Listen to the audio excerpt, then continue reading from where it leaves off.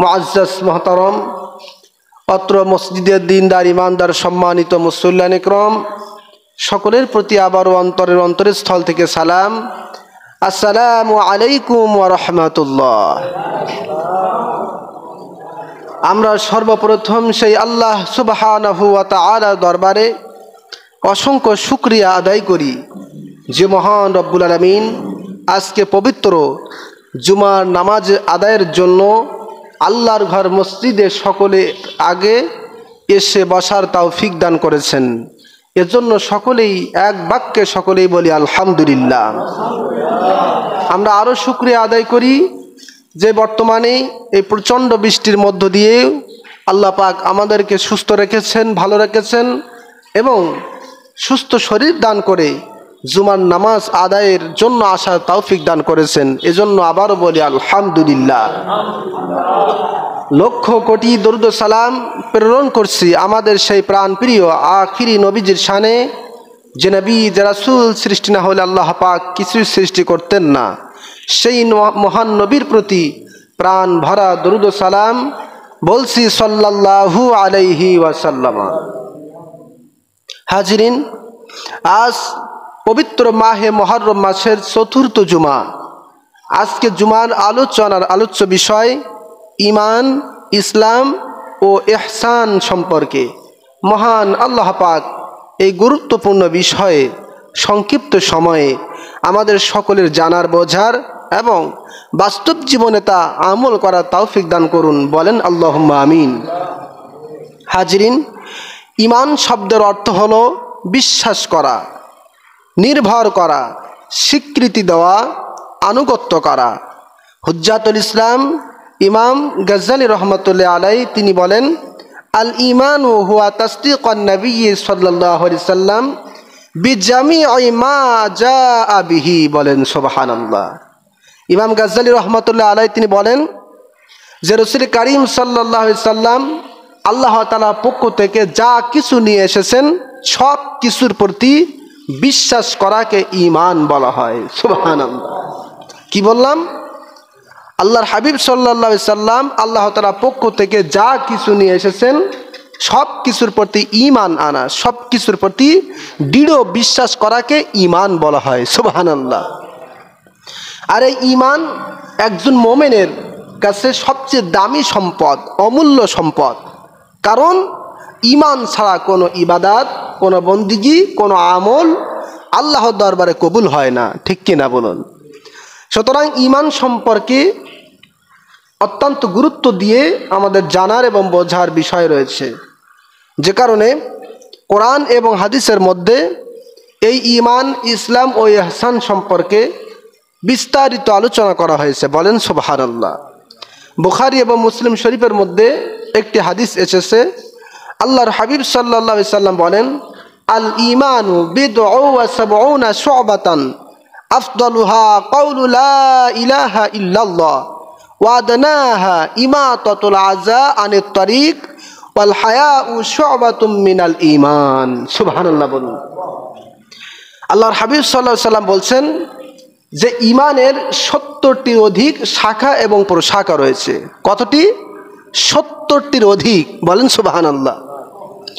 তার মধ্যে এই ৭০টি শাখা প্রশাখার মধ্যে সর্বোত্তম শাখা হলো কাউলু লা ইলাহা ইল্লাল্লাহ, একথা বলা, একথা বিশ্বাস করা যে আল্লাহ তাআলা ছাড়া কোনো ইলাহ নাই, কোনো উপাস্য নাই, কোনো মাবুদ নাই, কোনো মালিক নাই, কোনো খালিক নাই। বলেন সুবহানাল্লাহ। আর সর্বনিম্ন স্তর হলো, সর্বনিম্ন শাখা হলো কষ্টদায়ক বস্তু রাস্তা থেকে সরিয়ে ফেলা। সুবহানাল্লাহ। এটা হচ্ছে ঈমানের সর্বনিম্ন শাখা। আপনি আমি রাস্তা দিয়ে চলছি, রাস্তা দিয়ে হেঁটে হেঁটে যাচ্ছি, যেতে যেতে দেখলাম যে রাস্তার উপরে একটি কাছের টুকরা পড়ে রয়েছে, রাস্তার উপরে একটা কাঁটাযুক্ত ডাল পড়ে রয়েছে। ঈমান বলে, ইসলাম বলে যে তুমি যদি ঈমানদার হও তাহলে ওই কষ্টদায়ক বস্তু, ওই কাঁটার ডাল, ওই কাছের টুকরাটা রাস্তা থেকে সরিয়ে ফেলো। সুবহানাল্লাহ। তার কারণ এটাই হচ্ছে ঈমানের সর্বনিম্ন স্তর, সর্বনিম্ন শাখা। বলেন সুবহানাল্লাহ। আর লজ্জাশীলতা, ওয়াল হায়াউ শু'বাতুম মিনাল ঈমান, লজ্জাশীলতা ইমানের একটি গুরুত্বপূর্ণ শাখা, বলেন সুবহানাল্লাহ। প্রত্যেক কাজে প্রত্যেক কর্মে লজ্জা থাকা, হায়া থাকা, এটা হচ্ছে ইমানের অংশ। সুবহানাল্লাহ বলুন। এজন্য ইমানদার, মোমেনদার, মুসলমান, মুত্তাকি, পরহেজগার সব কাজ করতে পারে না। তার কারণ সে কোনো শরিয়াত বিরোধী কাজ করতে গেলেই তার বিবেকে বাধা দেয়, সে লজ্জায় পড়ে যায়, যে কারণে লজ্জার খাতিরে হলেও সে ওই পাপ কাজ থেকে বিরত থাকে। ঠিক কিনা বলুন? এজন্য ইমানের মধ্যে লজ্জা এটা একটা গুরুত্বপূর্ণ শাখা, যেটা আল্লাহর হাবিব সাল্লাল্লাহু আলাইহি সাল্লাম নিজেই বলেছেন। সুবহানাল্লাহ। তাহলে এই হাদিস থেকে আমরা জানতে পারলাম ইমানের 70টির অধিক শাখা এবং প্রশাখা রয়েছে। কয়টি? 70টির অধিক। এই শাখা প্রশাখা সম্পর্কে আরও বিস্তারিত আলোচনা করেছেন আল্লাহ পাক পবিত্র কোরআন কারিমের মধ্যে। বলেন সুবহানাল্লাহ। আল্লাহ পাক বলছেন, ইয়া আইয়ুহাল্লাযীনা আমানু আমিনু বিল্লাহি ওয়া রাসূলিহি ওয়াল কিতাবিল্লাযী নাযালা আলা রাসূলিহি ওয়াল কিতাবিল্লাযী আনজালা মিন ক্বাবল ومن يكفر بالله وملائكته وكتبه ورسله واليوم الآخر فقد ضل ضلالا بعيدا। আল্লাহু আকবার। আল্লাহ তাআলা পবিত্র কোরআন কারীমের মধ্যে বলেন, হে ঈমানদারগণ, তোমরা আল্লাহর প্রতি এবং তার রসুলের প্রতি এবং ওই রসুল মুহাম্মদ সাল্লাল্লাহু আলাইহি সাল্লামের উপরে যে কিতাব নাজিল হয়েছে কোরআন, সেই কোরআনের প্রতি এবং নবী মুহাম্মদ সাল্লাল্লাহু আলাইহি সাল্লামের পূর্বে যত নবী এবং রাসূল এসেছে তাদের উপরে যে সমস্ত কিতাব নাজিল হয়েছে সেই সকল কিতাবের প্রতি তোমরা বিশ্বাস রাখো, এটাই হচ্ছে তোমাদের ঈমান। সুবহানাল্লাহ। তাহলে আল্লাহ রসুল এবং রসুলের প্রতি যে কিতাব আল কোরআন এবং আল্লাহর হাবিবের পূর্বে যত নবী রসুল এসেছেন প্রত্যেকের ওপরে যে কিতাব নাজিল হয়েছে, আল্লাহ বলছেন এগুলোর প্রতি তোমরা বিশ্বাস রাখো, এটাই হচ্ছে তোমাদের ঈমান। সুবহানাল্লাহ। এরপর আল্লাহ পাক বলেন, ওয়ামান ইয়াকফুর বিল্লাহি ওয়া মালাইকাতিহি ওয়া কুতুবিহি ওয়া রুসুলিহি ওয়াল ইয়াউমিল আখিরি, আর যেই ব্যক্তি আল্লাহ এবং তার রাসূল এবং তার কিতাবসমূহ এবং ফেরেশতাসমূহ এবং পরকাল এই সমস্ত বিষয়ের প্রতি বিশ্বাস রাখে না, অস্বীকার করে, সেই ব্যক্তি ফাকাদ দাল্লা দালালাম বাঈদা, সত্য পথ থেকে বহু দূরে পথভ্রষ্টায় পড়ে রয়েছে। নাউজুবিল্লাহ। যে ব্যক্তি আল্লাহ এবং আল্লাহ রাসূল এবং ফেরেশতা, কিতাব, এরপরে রসুল সমূহ এবং পরকালের প্রতি বিশ্বাস রাখে না, অস্বীকার করে, ওই ব্যক্তিটি হেদায়েতের ওপরে নেই, বরং ওই ব্যক্তিটি সঠিক পথ থেকে বহু দূরে চলে গেছে, পথভ্রষ্টতায় পড়ে গেছে। জোরে কর নাউজুবিল্লাহ। তাহলে আমরা কি বুঝলাম এই আয়াত থেকে? যে আল্লাহ রসুল এবং যেগুলোর প্রতি ঈমান আনলে, যেগুলোর প্রতি বিশ্বাস করলে পারে ঈমানদার হওয়া যায়, সেগুলোর প্রতি আমাদের পুঙ্খানুপুঙ্খানু ঈমান আনতে হবে। আর যেগুলোর প্রতি অস্বীকার করলে ঈমান চলে যায়, সেগুলো থেকে আমাদের সতর্ক থাকতে হবে। ঠিক কিনা বলুন?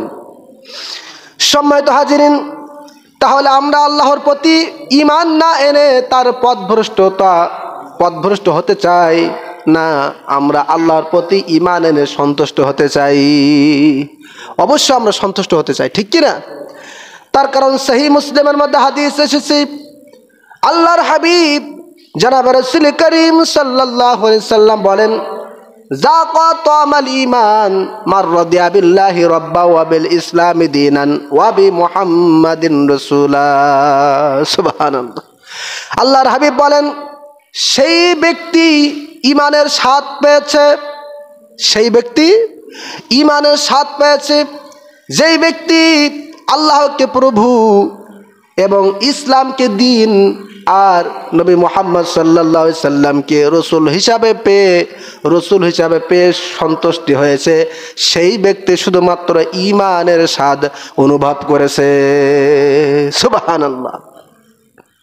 তাহলে ইমানের স্বাদ রয়েছে। আমরা যে খাবার খাই, আমরা যে ভাত খাই, পানি খাই, প্রত্যেকটা বস্তুর ভিতরে স্বাদ আছে না নাই? জোরে বলেন। আমরা যাই খাই না কেন, এই জিহ্বাটার মধ্যে আল্লাহ পাক হাজারো রকমের স্বাদ অনুভব করার শক্তি আল্লাহ পাক দিয়েছেন, সুবহানাল্লাহ। তো আমরা যাই খাই না কেন, নাস্তা খাই, ভাত খাই, ডিম খাই, মাংস খাই, গোস্ত খাই, যাই খাই না কেন, এমনকি পানি খেলেও পানির মধ্যেও যে কত রকমের স্বাদ আল্লাহ পাক দিয়েছেন, ঠিক কিনা বলুন?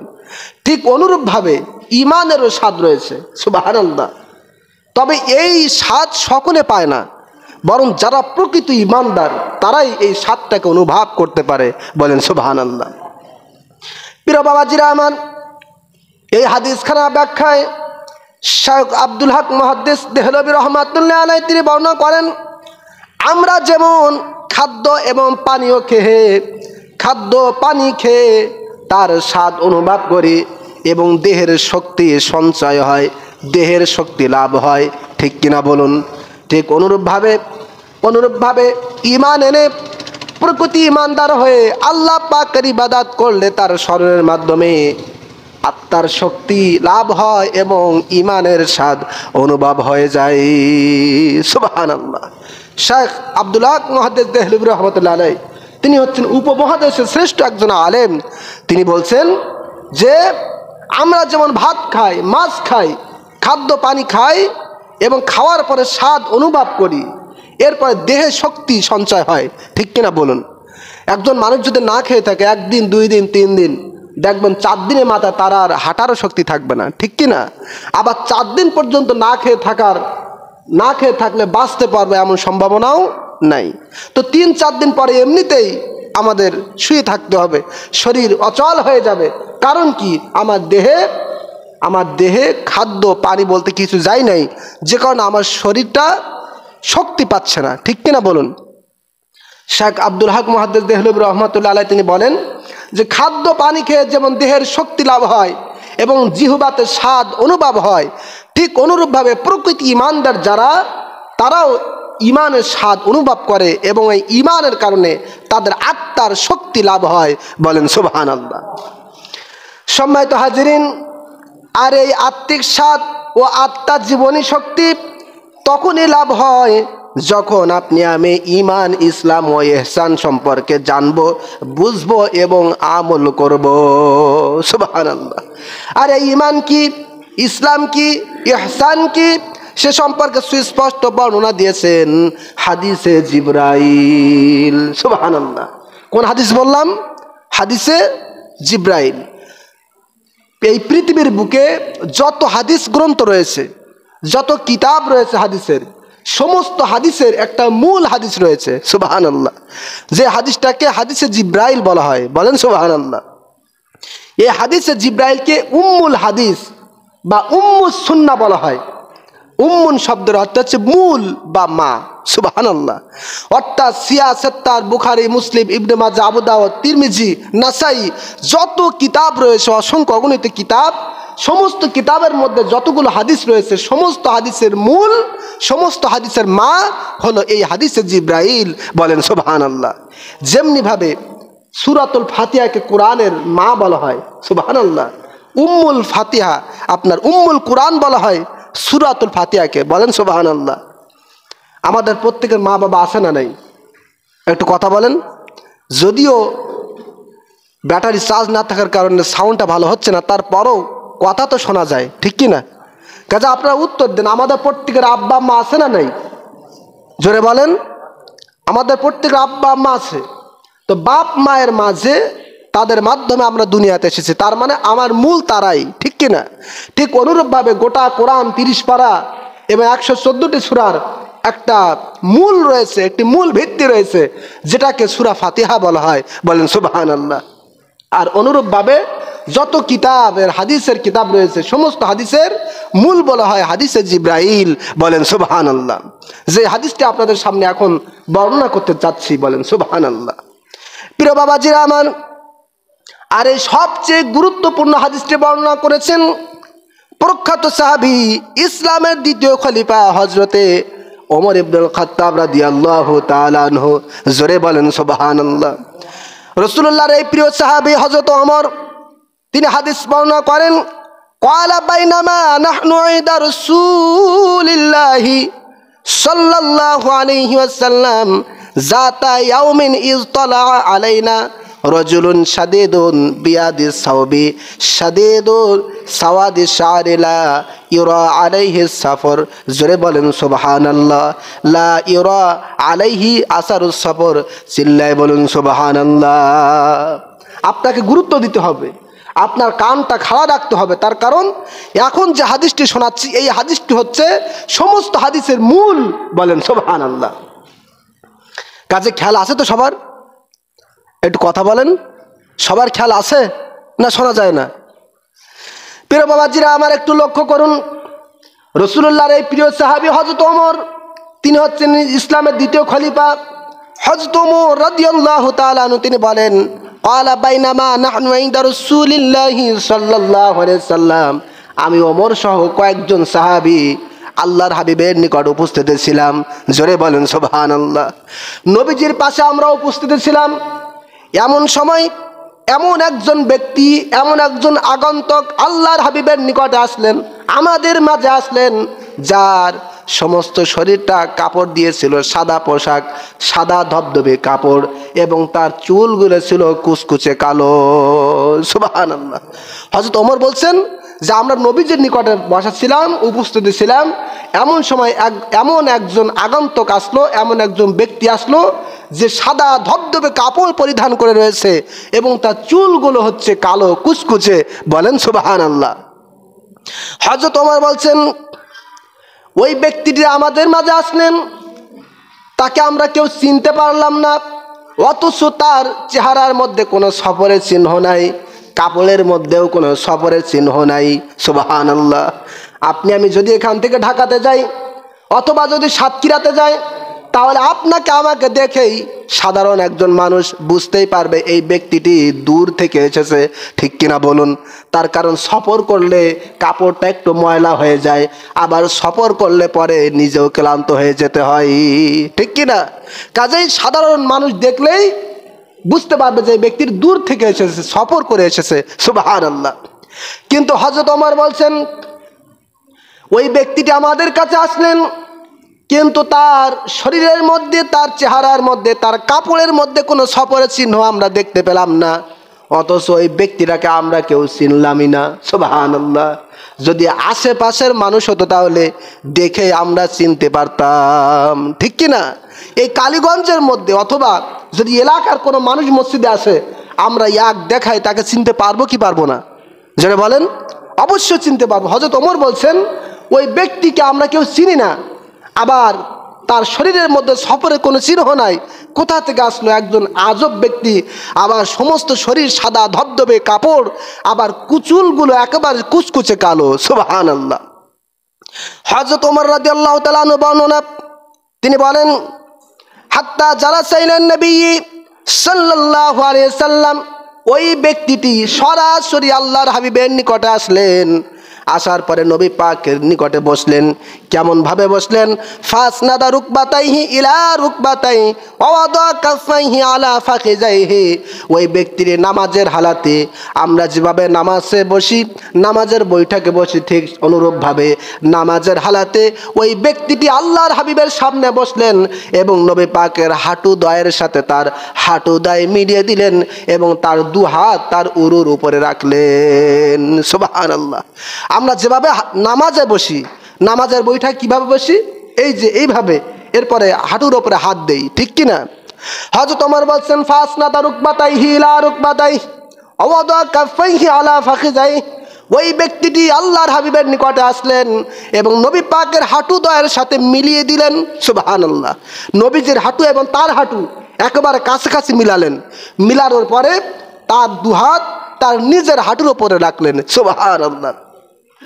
খলিফাতুল মুসলিমিন হযরত ওমর এবং উপস্থিত সকল সাহাবায়ে কেরাম চিন্তা করলেন এই ব্যক্তি আবার কে, যাকে আমরা কখনো চিনি না, কখনো দেখি নাই, আবার তার শরীরের মধ্যে চেহারার মধ্যে কোনো সফরের চিহ্ন নাই।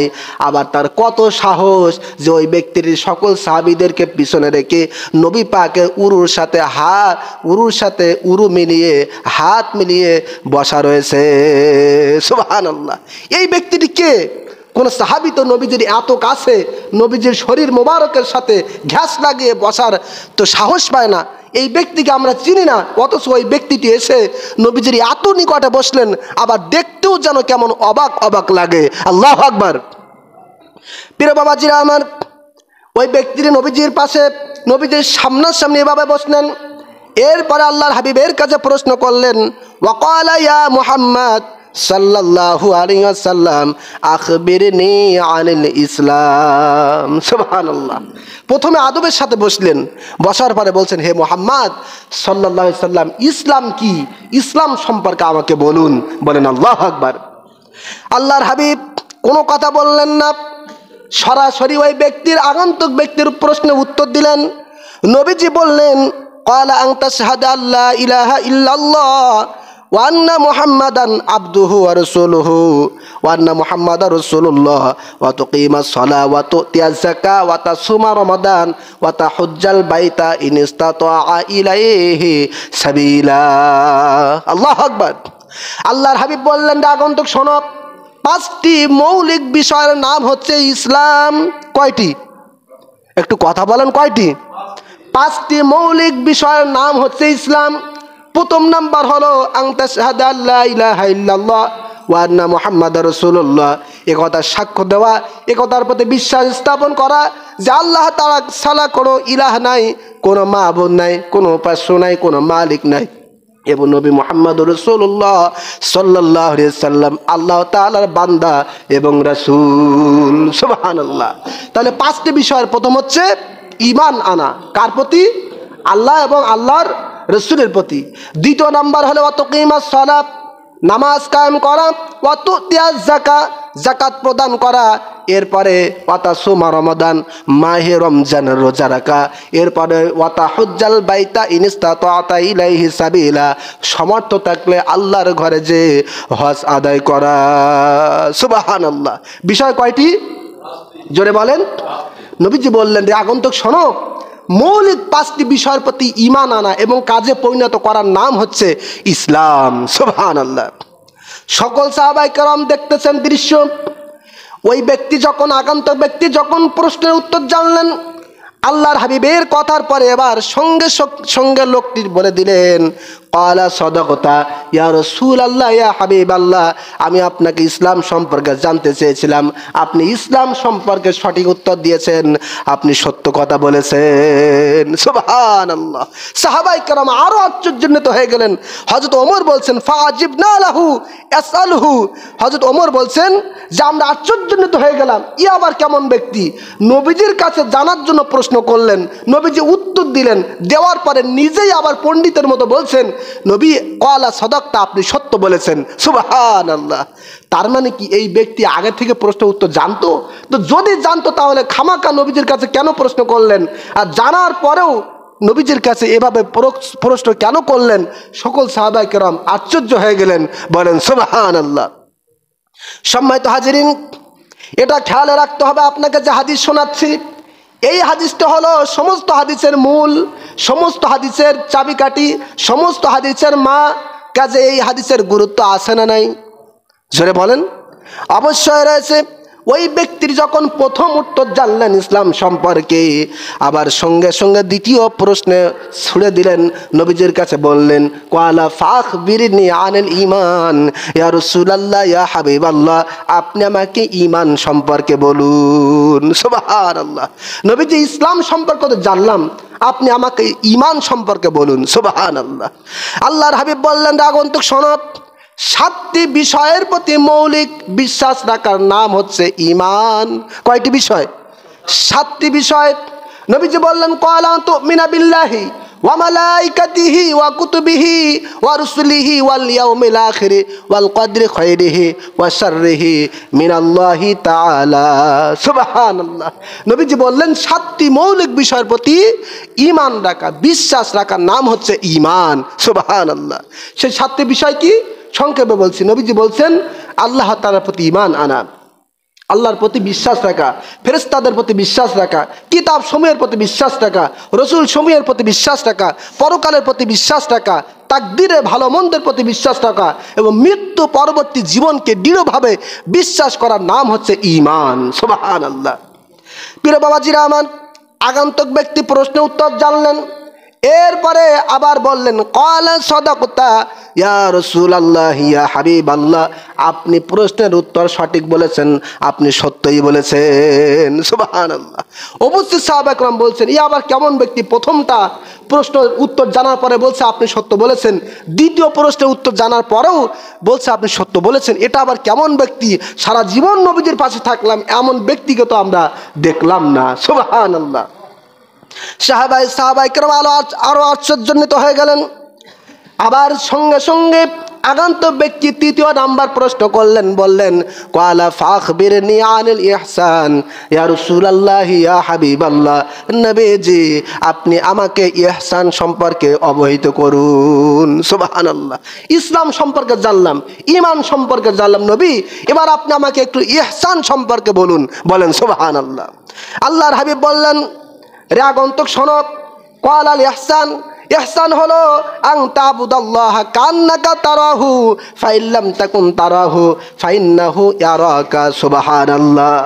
আল্লাহর হাবিব বললেন, আগন্তুক শোনো, ইহসান হলো তুমি আল্লাহ তাআলার ইবাদত এমনভাবে করবে যে তুমি তাকে দেখছো, আর যদি তুমি তাকে দেখতে না পাও তাহলে তুমি সব সময় অন্তরের মধ্যে ধারণ করবে যে আল্লাহ পাক আমাকে দেখছেন। সুবহানাল্লাহ।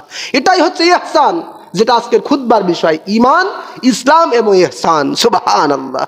তাহলে আমাদের এই হাদিস থেকে জানার বিষয় হলো যে প্রত্যেকটি কাজে আমাকে ধারণা করতে হবে যে আমি আল্লাহকে দেখছি, আর সেই আল্লাহকে দেখার মতন যোগ্যতা, সেই চোখ যদি আপনার আমার না থাকে তাহলে আপনার আমার ধারণা রাখতে হবে যে আল্লাহ পাক সদা সর্বদা আমাকে দেখছেন। সুবহানাল্লাহ। নবীজি বলছেন যে তুমি ইবাদত করবে এমনভাবে যে তুমি আল্লাহ তাআলাকে দেখছো, যদি তুমি না দেখতে পাও তাহলে তুমি ধারণা করবে যে আল্লাহ পাক সদা সর্বদা তোমাকে দেখছেন। সুবহানাল্লাহ। এই ইহসান, এই আমল যদি প্রত্যেকের ভিতরে থাকে তাহলে আমরা কি কেউ নামাজ ফাঁকি দিতে পারবো? জোরে বলেন। কেউ নামাজ ফাঁকি দিতে পারবো না। আবার নামাজে আসি, কিন্তু জুমার নামাজ শেষ হবার সাথে সাথে, ফরজ শেষ হবার সাথে সাথে একদল মুসল্লি চলে যায়, সুন্নাত পড়ার সময় থাকে না, ঠিক কি না? আসলে বলেন, ওই ব্যক্তি যদি আল্লাহকে দেখতো বা আল্লাহ তাকে দেখছেন এই বিশ্বাস যদি অন্তরের মধ্যে থাকতো তাহলে সে কি সুন্নাত না পড়ে বাইরে যেতে পারতো? অবশ্যই প্রত্যেক কাজে আমাদেরকে আল্লাহ তাআলার ভয় রাখতে হবে। যদি সুদ খাই, ঘুষ খাই, জেনা করি, প্রত্যেক কাজে ধারণা রাখতে হবে যে আমি যে অপরাধ করতেছি দুনিয়ার কোনো মানুষ না দেখলেও আল্লাহ পাক কিন্তু আমাকে দেখতেছেন, ঠিক কিনা? সম্মানিত হাজিরিন, আগন্তুক ব্যক্তি আরো একটি প্রশ্ন করলেন কিয়ামত সম্পর্কে, নবীজি জবাব দিয়ে দিলেন। এরপরে আবার ওই মজলিস থেকে আগন্তুক ব্যক্তি চলে গেলেন। তারপরে আল্লাহর হাবিব হযরত ওমর রাদিয়াল্লাহু তাআলা আনহুকে ডেকে বললেন, রে ওমর, ক্বালা লি ইয়া ওমর আতাদরি মানিস সাইলু, হে ওমর তুমি কি জানো এতক্ষণ যেই ব্যক্তি আমার কাছে এসে প্রশ্ন করতেছিলেন, উত্তর জানতেছিলেন, সেই ব্যক্তিটাকে তুমি চেনো নাকি? সুবহানাল্লাহ। হে ওমর, হে উপস্থিত সাহাবায়ে কেরাম, এই ব্যক্তিটাকে কি তোমরা চেনো? সুবহানাল্লাহ।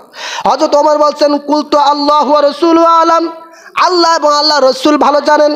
সঙ্গে সঙ্গে হযরত রাসূল করিম সাল্লাল্লাহু আলাইহি সাল্লাম বললেন, ক্বালা ফাইন্নাহু জিবরাইল। সুবহানাল্লাহ।